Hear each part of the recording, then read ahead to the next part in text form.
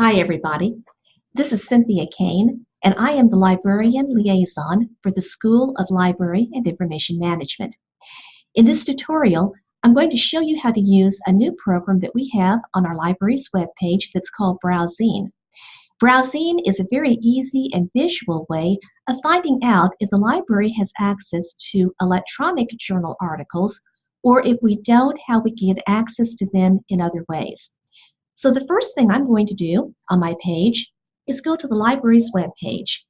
And the fastest way is to go to library.emporia.edu, and that will take you directly to our library's webpage where we're going to be doing everything else.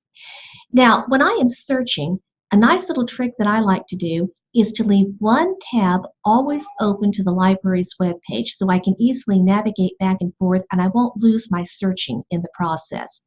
So I'm going to do that with this tab. I'm going to click on another tab now, take that one to the library's webpage, and all of my searching from now on is going to be with this tab. So let's do a database search and see if we can find some citations to some articles we'd be interested in.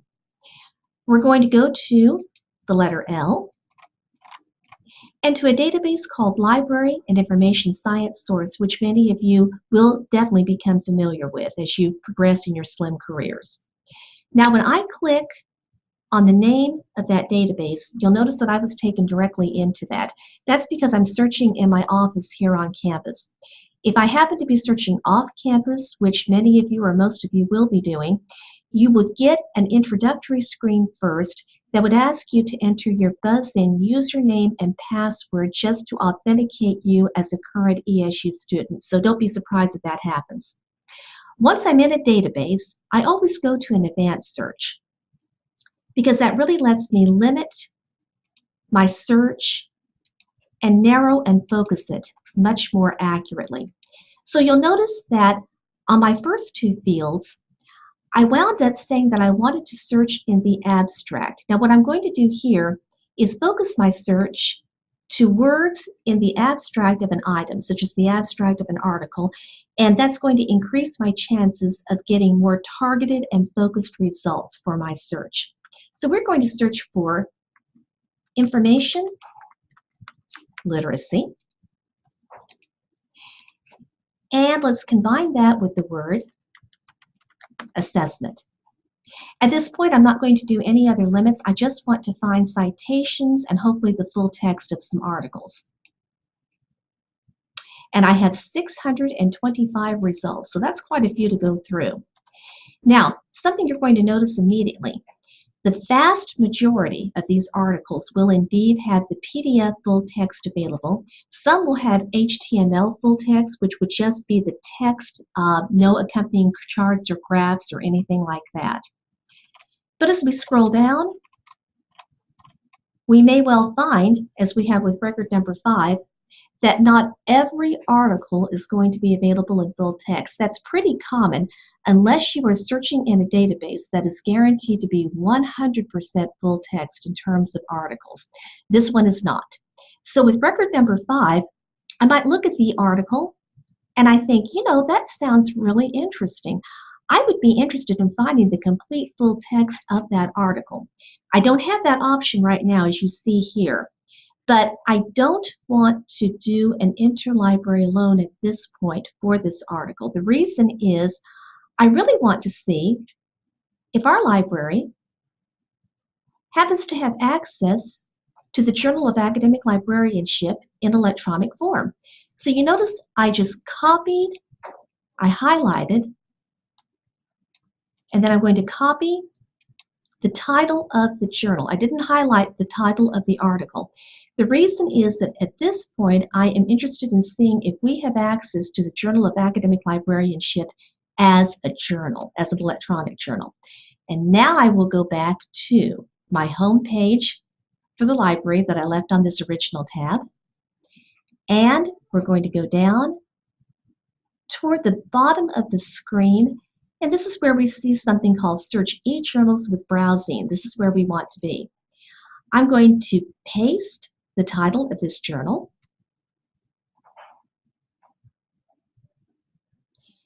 And you will notice on the next screen that I have a really nice visual representation of issues from the Journal of Academic Librarianship. So we have that available as an electronic journal, which is a really good thing.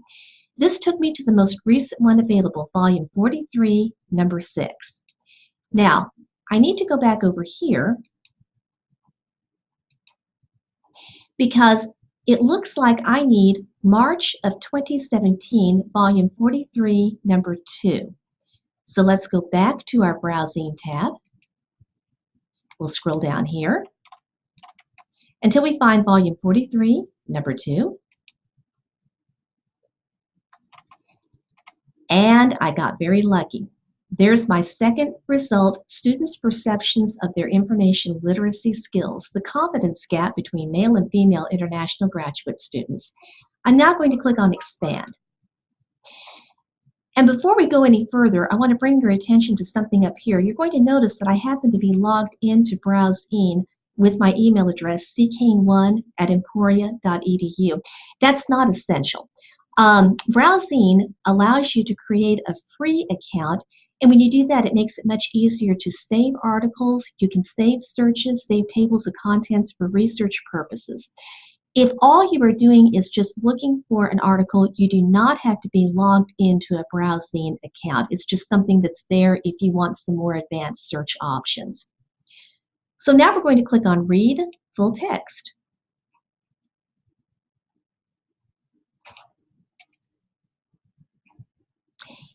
This is now locating the full text for me very quickly too.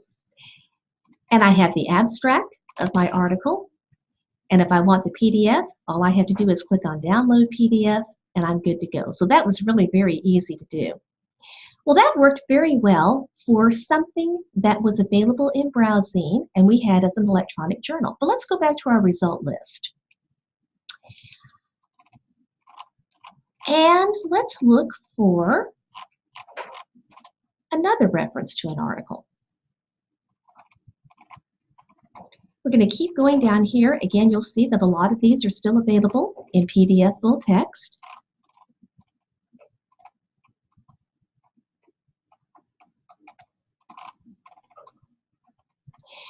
Let's look at record number 20. Undergraduates Assessment of Science, Technology, Engineering, and Mathematics, STEM, Information Literacy Instruction. This does not have the full text of the article either. And this is from a journal called IFLA Journal. Well, let's do the same thing. We'll copy the name of the journal. We're going to go back to our BrowZine tab, which we left at the Journal of Academic Librarianship. And now I'm going to click a little magnifying glass over here, which will let me search for another journal. Again, I'm pasting the name of my journal. This one now says that there are no matches for IFLA Journal. That basically means that IFLA Journal is not available in electronic form in any databases or as an electronic journal subscription through the library. Now, I'm going to click on, please click here to search for your title again at your library. And the reason I did that is that I would like to see if there are any other ways that I could get this journal, perhaps in print form. This screen tells me that the library does have IFLA Journal in print. However, it is only available in print from 1977 to 1987. That means that in this particular instance, if we go back to our result list, I could safely click on Interlibrary Loan this item and ask for a copy of this article to be sent to me through Interlibrary Loan to my Emporia email address. It would probably be sent in PDF. Now, if for some reason we had the journal in print in our library for the year that you would need, you could still use the Interlibrary Loan Request form, which is back at our library's homepage, back up here under Interlibrary Loan. And I could request that a copy of that article be scanned from our print holdings and sent to my Emporia email address. So there's always a chance for that. That is a quick overview of the way BrowZine works. You can also search by subject. So for example, if you wanted to see which journals we had electronically in library and information science, or in other subjects, you could do that as well. If you know the ISSN, the International Standard Serial Number for a journal, you can search by that as well. Title of the journal is one of the fastest ways to search, though. I hope this has been helpful. Please don't hesitate to contact me at ckane1@emporia.edu if you have any questions, and good luck with your research.